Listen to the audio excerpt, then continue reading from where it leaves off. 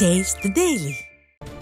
நிச்சயமாக மஞ்சுளா, இந்த திமுக ஆட்சியின் 4 ஆண்டு கால ஆட்சியில் தொடர்ந்து கொலை, கொள்ளை, வழிப்பறி உள்ளிட்ட குற்றச் சம்பவங்கள் தொடர்ந்து அரங்கேறி வருகிறது.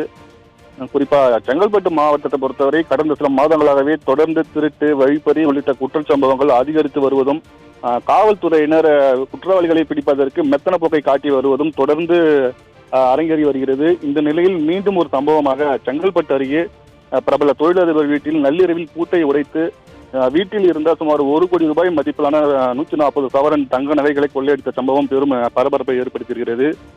செங்கல்பட்டு மாவட்டம் சிங்கப்பெருமாள் கோவில் பாரதியார் கோவில் தெருவில் வசித்து வருபவர் ரத்தீஷ். இவர் பிரபல தொழிலதிபராகவும் உள்ளார்.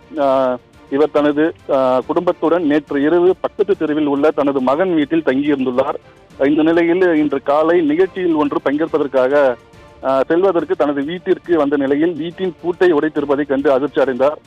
தொடர்ந்து உள்ளே சென்று பார்த்தபோது பீரோக்கள் உடைக்கப்பட்டிருந்ததையும், உள்ளே இருந்த அனைத்து பொருட்களையும் களையப்பட்டு வீட்டில் இருந்த தங்கம், வெள்ளி பொருட்கள் உள்ளிட்டவை உள்ளே இருந்த நிலையில் தங்க நகைகளை மட்டுமே கொள்ளையடித்து சென்றிருப்பது தெரிய வந்தது. தொடர்ந்து ரத்தீஷ் மறைமலை நகர் காவல் நிலையத்திற்கு தகவல் அளித்த நிலையில் வண்டலூர் சரக காவல் உதவி ஆணையாளர் அருண் பிரின்ஸ் தலைமையில் சுமார் 20க்கும் மேற்பட்ட போலீசார் விசாரணையை தொடங்கி இருக்கின்றனர். குறிப்பாக வீட்டின் பூட்டை உடைத்து சுமார் 1 கோடி ரூபாய் மதிப்பிலான 140 தங்க நகைகளை மட்டுமே கொள்ளையடிக்கப்பட்டதாக தகவல்கள் வெளியாகி பெரும் அதிர்ச்சியை ஏற்படுத்தியிருக்கிறது. தற்போது வீட்டில் கொள்ளையடிக்கப்பட்டிருந்த இடங்களில் கைரேகை நிபுணர்களை வைத்து ஆதாரங்களை சேகரிக்கும் பணியில் போலீசார் துவங்கியிருக்கின்றனர். இந்த சம்பவம் தொடர்பாக சிங்கப்பெருமாள் கோவில் பெரும் அதிர்ச்சியையும் பதற்றத்தையும் ஏற்படுத்தியிருக்கிறது. காவல்துறையினர் முறையாக இரவு நேரங்களில் ரோந்து பணியில் ஈடுபடாததால் இது போன்ற தொடர்ந்து திருட்டு சம்பவங்கள் நடைபெற்று வருவதாக வருகிறது.